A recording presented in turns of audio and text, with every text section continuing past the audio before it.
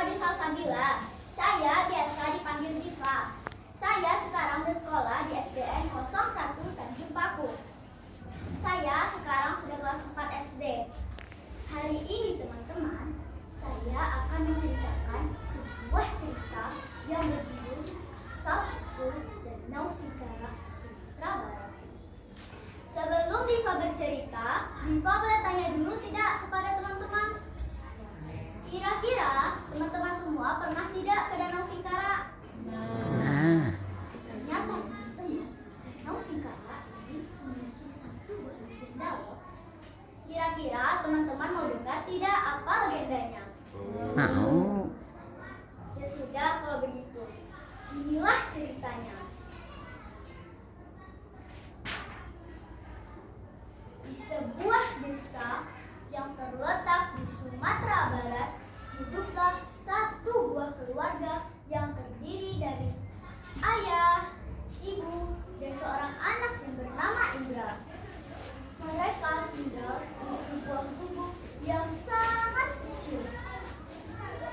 Sehari-hari, Pak Buyung dan juga istrinya mencari makan ke hutan.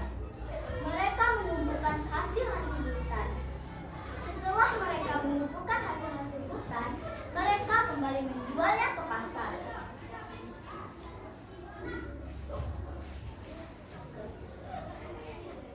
Kira-kira teman-teman di sini tahu tidak berapa umur Indra? Tidak. Ya, umur Indra sekarang sudah 10 tahun. Ketika umur Indra 10 tahun, ia mulai diajak membantu orang tuanya mencari makan ke hutan.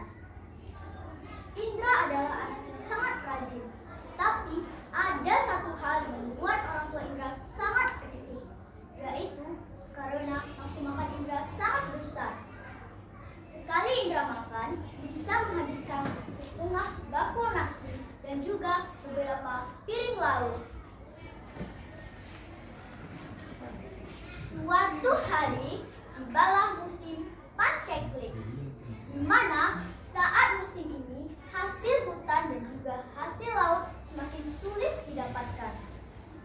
Keluarga ini yang awalnya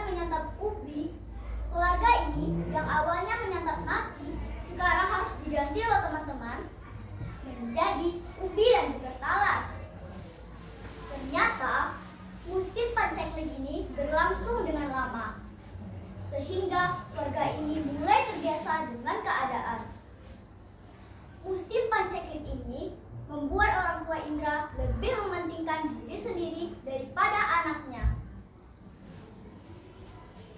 Suatu hari, Indra mengeluh kepada ayahnya karena perutnya sangat lapar. Ayah, aku sangat lapar. Bolehkah aku minta makan? Aduh, anak ayah yang pemalas. Ayo silakan mencari makan ke hutan.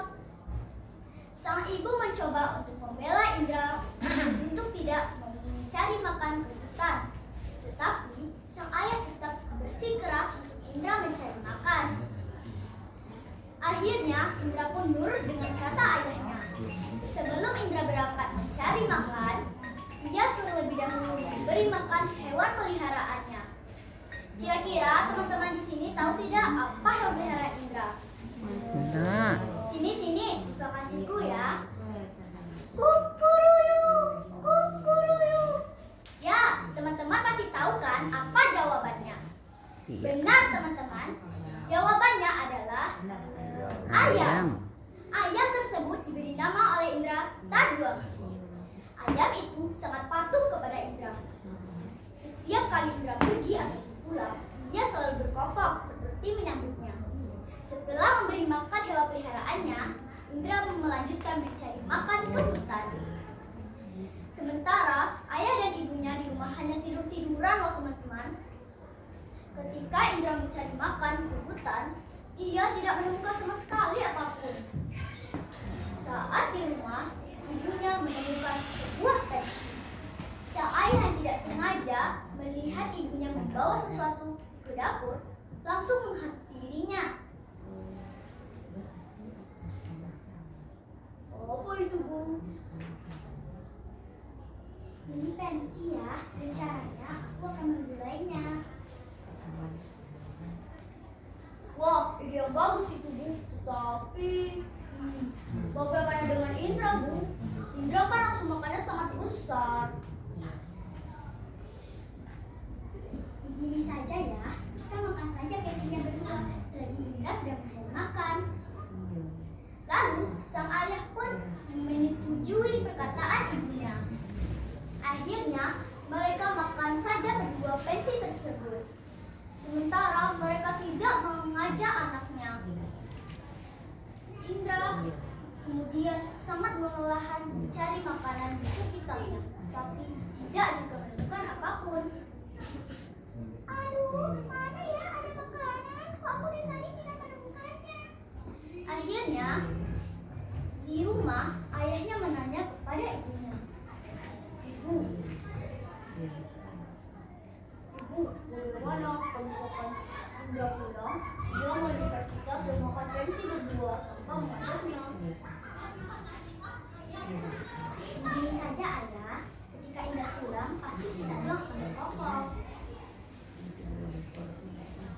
Oke lah Bu, tapi jika Indra pulang dan Dadang sudah berkokok, di mana akan kita simpan makanan ini? Kita simpan saja di bawah tempat tidur ayah, Indra pasti tidak akan menemukannya. Ujar sang ibu. Akhirnya ayahnya pun menyetujuinya lagi. Indra sudah kelamaan sekali mencari makan ke hutan, tapi tidak juga menemukan apapun. Akhirnya Indra pun pulang dengan muka sedihnya. Ia berpikir di kepalanya pasti orang tuanya akan memarahinya. Ketika orang tua Indra sedang makan pensi berdua, tiba-tiba Taduang pun berkokok. Kukuruyuk, kukuruyuk. Lalu seketika ibu dan ayah Indra langsung saja panik. Ayo ya, cepetan ya, gimana kita akan sembunyikan makanan ini? Ayo ya, cepetan ya, kita sembunyikan makanan ini di bawah tempat tidur. Ayo bu. Akhirnya mereka berdua pun menyembunyikan makanan itu di tempat tidur, sehingga Indra tidak menemukan makanan itu. Ketika Indra melangkah satu kaki ke dalam rumah, ia melihat ibu dan ayahnya sedang duduk-dudukan bersantai.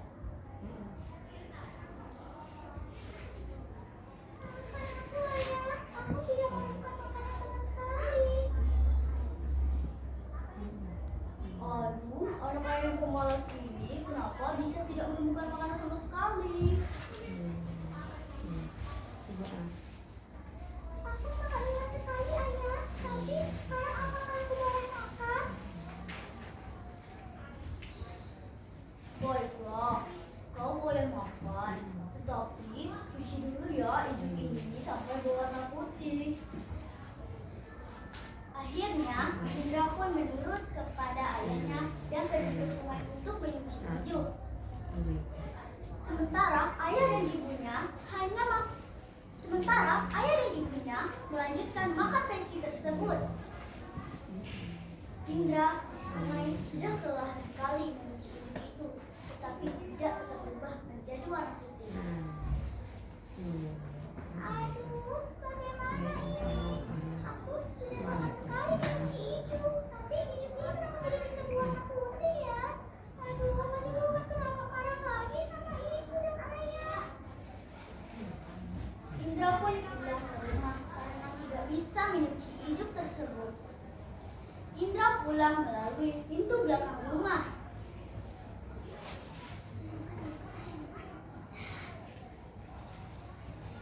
Indra terkejut karena melihat orang tuanya sedang tidur-tiduran kekenyangan dan juga ada beberapa piring bekas mereka makan berserakan di sekitarnya. Indra pun sangat sedih. Lalu dia berlari ke arah depan rumah untuk menghampiri si Taduang.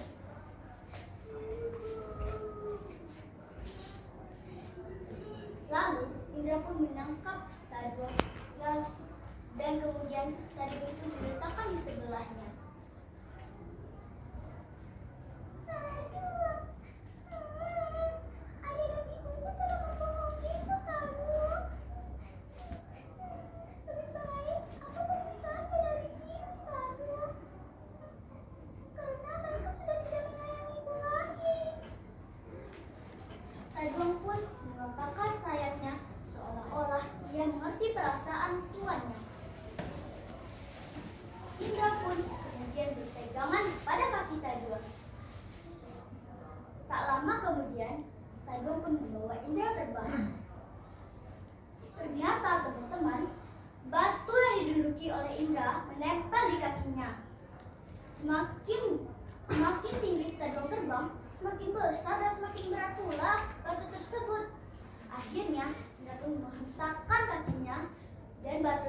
tersebut pun jatuh ke bumi. Batu tersebut membuat sebuah lubang yang besar dan juga panjang. Kemudian, lubang tersebut dialiri oleh air. Lubang tersebut dialiri oleh air sampai penuh. Nah, teman-teman, karena lubang itu sudah dialiri oleh air sampai penuh, dia membentuk sebuah danau. Sampai sekaranglah lubang tersebut dinamakan Danau Singkara. Teman-teman, tahu tidak apa pesan moral dari cerita yang Mika kasih tadi? Ini pesan moralnya. Yang pertama, jangan suka mementingkan diri sendiri. Yang kedua, jangan pula sampai melukai hati orang lain. Teman-teman, sebelum Rifa tutup, Rifa boleh bicara lagi tidak kepada teman-teman? Ternyata teman-teman, di Danau Singkara sudah dibangun wisata loh, seperti Pantai Batu Limbah dan lain-lainnya. Teman-teman boleh kok berkunjung ke Danau Singkara. Oke teman-teman, kita tutup ya dengan salam. Assalamualaikum warahmatullahi wabarakatuh. Waalaikumsalam warahmatullahi wabarakatuh.